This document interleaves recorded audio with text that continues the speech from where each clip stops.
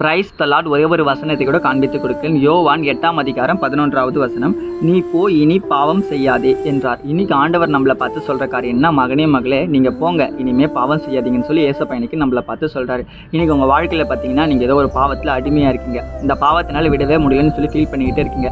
நீங்கள் அது ஒரு போனோகிராஃபிஸாக இருக்கலாம், ஒரு மாஸ்டர்பேஷனாக இருக்கலாம், இல்லைனா சினிமா மோகமாக இருக்கலாம், இல்லைனா ஒரு பர்சன்கிட்ட நீங்கள் அடிமையாக இருக்கலாம். இந்த உலகத்தில் இருக்க நிறைய காரியங்களை நீங்கள் அடிமையான ஒரு வாழ்க்கை வாழ்ந்துட்டு இருக்கீங்கன்னா ஏசப்பா சொல்கிறாரு, எல்லாத்துக்குமே விடுதலை இருக்குமா, உனக்கு விடுதலை தரப்போறேன்னு சொல்லி இன்னைக்கு ஆண்டவர் உங்களை பார்த்தா சொல்கிறாருங்க. குமாரன் உங்களை விடுதலை ஆக்கினால் நீங்கள் மெய்யாகவே விடுதலையாவீங்க. அப்போ ஏசப்பாவுடைய விடுதலை மெய்யான விடுதலை, உண்மையான விடுதலைன்னு சொல்லி இன்னைக்கு ஆண்டவர் நம்மளை பார்த்து சொல்கிறாரு. அப்போ ஏசப்பா பாவத்துக்கு மன்னிப்பும் தராரு, விடுதலையும் தராரு. ஆனால் அதை பெற்றுக்கொள்றதுக்கு நம்ம தகுதியான பாத்திரமாக மாறணும். என்ன தகுதியான பாத்திரம்?